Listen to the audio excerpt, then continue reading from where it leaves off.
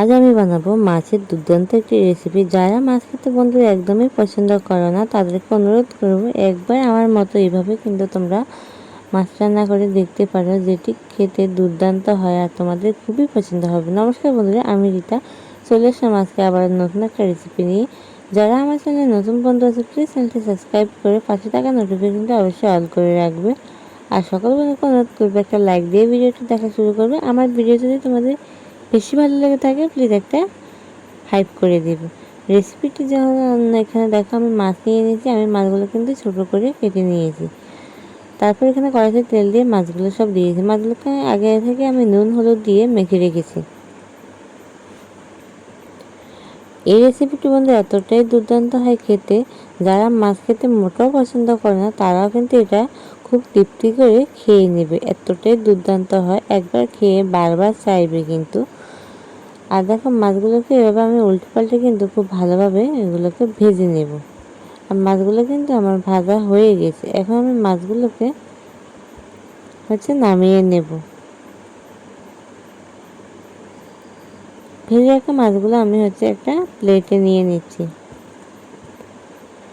তারপর আমি এই তেলের মধ্যে দিয়ে দিব শুকনো লঙ্কা, আর দিয়ে দিব গোটা জিরে আধা চামচ, দিয়ে দিব পেঁয়াজ কুচি বড় সাইজের একটা, দিয়ে খুব ভালোভাবে কিন্তু মিশিয়ে নেব।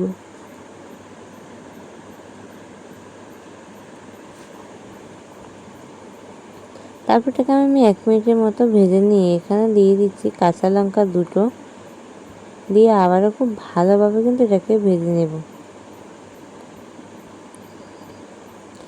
ভেজে নেওয়া হয়ে গেলে এখন আমি এটা দিয়ে দিব পেঁয়াজ বাটা। আমি একটা পেঁয়াজকে বেটে রেখেছিলাম, ওই পেঁয়াজটা দিয়ে দিয়েছি। দিয়ে আবারও খুব ভালোভাবে কিন্তু এটাকে কষিয়ে নেব। তারপর আমি দিয়ে দিব আরও কিছু মশলা। এটাকে খুব ভালোভাবে আমার কষিয়ে নেওয়া হয়ে গেলে আমি ওই মশলাগুলো এখানে অ্যাড করব। এখানে তো পেঁয়াজটা খুব ভালোভাবে মিশে যায়, তার জন্য একটু সময় ধরে করতে। তারপর এখানে আমি দিয়ে দিচ্ছি রসুন বাটা 1 চা চামচ, আধা চা চামচ আদা বাটা, আর দিয়েছি সাথে 2টো কাঁচা লঙ্কা। তারপর এখানে দিয়ে দিচ্ছি আধা চা চামচ হলুদ গুঁড়ো, 1 চা চামচ লঙ্কা গুঁড়ো, দিয়ে দিচ্ছি আধা চা চামচ জিরে গুঁড়ো, দিয়ে দিব আধা চা চামচ ধনে গুঁড়ো।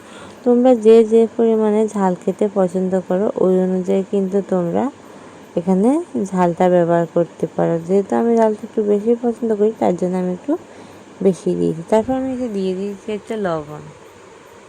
আমি এখানে 1 চা চামচ লবণ দিয়ে দিয়েছি। দিয়ে সবগুলো উপকরণ খুব ভালোভাবে আমি এটাকে কিন্তু কষিয়ে নেব। কষিয়ে নিয়ে আমি এর সাথে দিয়ে দিব একটা টমেটো।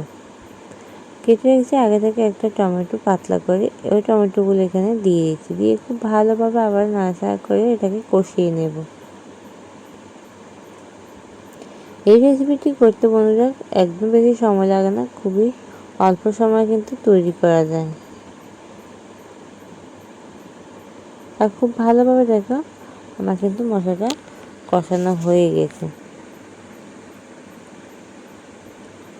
মশলাটার সাথে আমি অল্প একটু জল দিয়েছি যেন খুব ভালোভাবে সবগুলো উপকরণ সেদ্ধ আর কাঁচা ফ্লেভারটা যেন চলে যায়।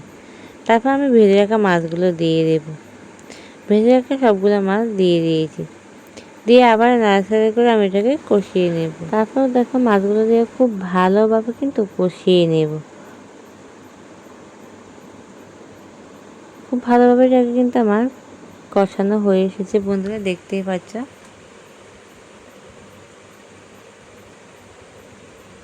কষানো হয়ে যাওয়ার পরে এতে আমি ব্যবহার করব জল। এখানে আমি দিয়ে দিচ্ছি অল্প পরিমাণে জল। এটা কিন্তু বেশি জল দেব না, এটা একদম মাখো মাখো করে একটা দারুণ একটা কালারে চলে এসেছে, দেখতেই পাচ্ছ। তারপর শেষে আমি দিয়ে দিচ্ছি একটা কাঁচা লঙ্কা আবারও। এখানে ঝালের পরিমাণটা বন্ধুরা আমি আগেই বলে দিচ্ছি বেশি করে দিয়েছি, কারণ ঝালটা দিলে না এই রেসিপিটি খেতে দুর্দান্ত হয়। তোমরা যারা ঝাল খেতে পারো না তারা কিন্তু এটা এখানে যেরকম খেতে পারো ওরকম অনুযায়ী কিন্তু দিতে পারো। আর কালারটা দেখেই বুঝতে পারছো কতটা দুর্দান্ত হয়েছে, খেতেও বন্ধুরা অসাধারণ হয়েছে। সকল বন্ধুকে অনেক অনেক ভালোবাসা এতটা সময় আমার সাথে থাকার জন্য। সবাই ভালো থাকবে, সুস্থ থাকবে। দেখা হবে আবার নতুন একটা রেসিপিতে। ততক্ষণ সবাইকে সাবধানে থাকার অনুরোধ রইল। আর বেশি ভালো লেগে থাকলে অবশ্যই তোমাদের প্রিয়জনদের সাথে শেয়ার করে দেবে। সকল বন্ধুকে অসংখ্য ধন্যবাদ। আজকের মতো এখানে বিদায় নিলাম। দেখা হবে আবার নতুন একটা রেসিপিতে।